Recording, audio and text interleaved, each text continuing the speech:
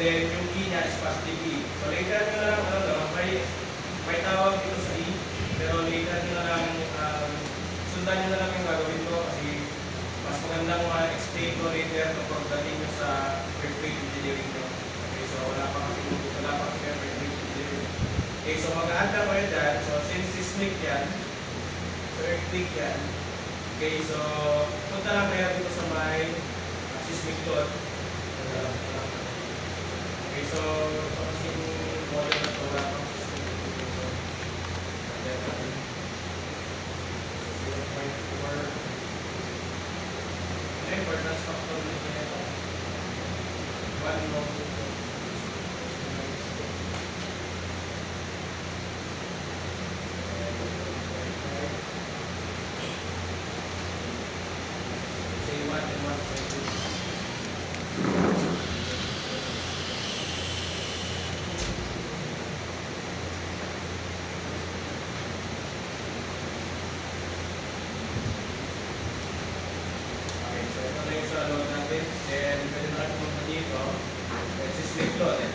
Okay, pagka-open nyo yan, ito yung magpapakita na window.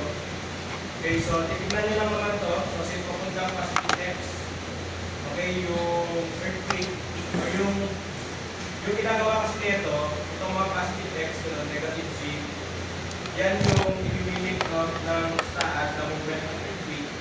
Okay, for example dito, positive X, so of course, X direction, then yung factor nyo will be positive. So, okay, ito yung mag-dictate ng direction eh. Now, para doon naman sa E, yung E na yan, related yan dun sa natawag natin accidental torsion and natural torsion. And then again, sa kanyo na to aralin no, sa earthquake engineering. So, ang gagawin nyo lang naman dyan, so kung positive E, yung nakalagay dyan, ilalagay sa dito sa may accidental torsion nyo will be positive 0.05 or 5%. Okay? And then, dito sa may natural torsion, always positive 1 lang yan. So, i-add nyo lang siya. And then, ito na yung para sa not case na yan. Okay? Ganun din yung gagawin nyo dito. For example, dito sa positive X naman, tapos negative E. So, again, sa split load, X direction, papuntang positive, so 1. So, negative E, so nakalagay dyan is negative E.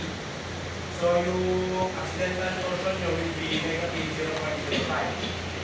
And then, sa natural torsion nyo, is still positive. Okay, kasi always positive po. And then, ganun yung gagawin nyo dito. Pagdating nyo sa Z, for example dito, negative X and positive E. So, ang mangyari lang naman dyan, since negative na yung direction ng earthquake, yung factor mo lang dito will be negative 1. And then, since positive E siya, this will be positive 0.05. And then, again, ito is still positive 1. Okay, ganoon din yung mangyayari dito, mapapunta nyo ng Z. Ang difference lang naman yan, since ito na is Z, Z direction na yung nakalagay niya. Puntang positive C is positive 1. And then, kapag positive yung E, again, 0.05 to. And then, kapag negative ay yung natural torsion niya is still 1. Nagigets siya? Okay, so ganun yung gagawin nyo dito sa may load case ng mga earthquake up until nag-granite yan. Now, for dead load, ang dead load naman, you already defined kung ano yung dead load. Okay, so ang gagawin nyo lang dyan, meron na kayong dead load, diba? Nilagay nyo yan sa may reference load definition nyo.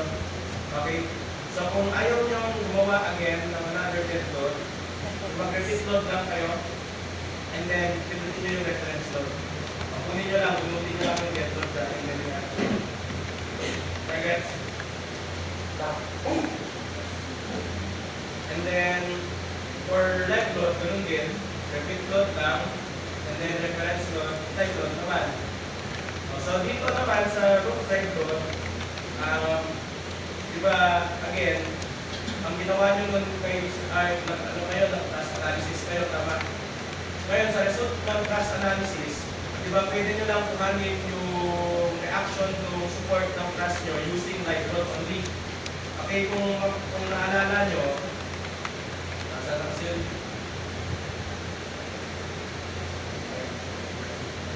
Pero kung naalala nyo nung nagtutos kayo, di ba? Pwede nyo kuhanin yung reaction. Ngayon, meron kayong drop down dun sa post-processing nyo sa may left side. May drop down dun. Pwede mo palitan kung anong load yung gusto mong gamitin. Naalala nyo yun? Okay, so ang gagawin nyo lang dun, kunin nyo yung model nyo ng class. And then yung kuhanin yung reaction is delay load lang. Okay? And then same kung saan nyo in-apply yung mga dead load. Diba yung ginawa nyo dito? Kinuha nyo yung resultant lahat ng or kinuha nyo lahat yung reaction or kinuha nyo yung reaction ng task gamit lahat yung load nung nauna. Tama? Tapos inassign nyo siya sa may load kung saan ipapataw yung task. Nagets nyo ba?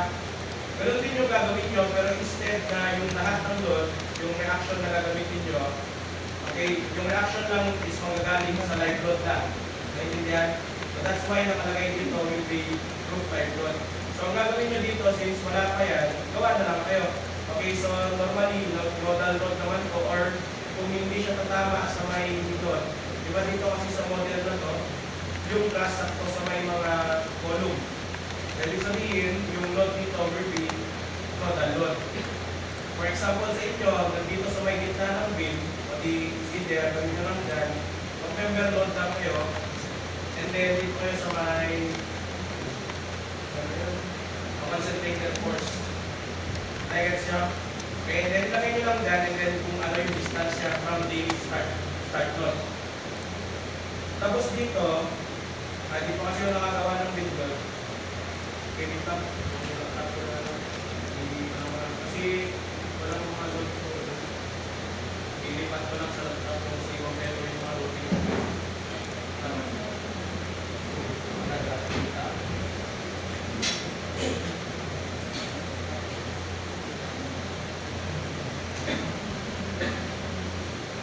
Taas-taas ko lang muna. Sino yung mga yung